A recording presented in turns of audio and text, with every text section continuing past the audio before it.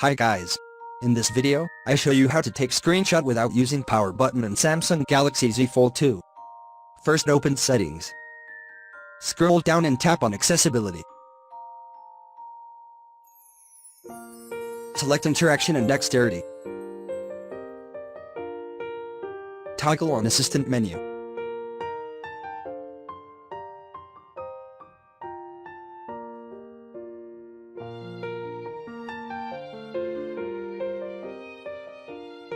To take a screenshot, open the desired page that you need to take a screenshot. And tap on the icon, and select screenshot named icon. The screen will be flashed, and your screenshot is ready to edit or share you. Thank watching this video.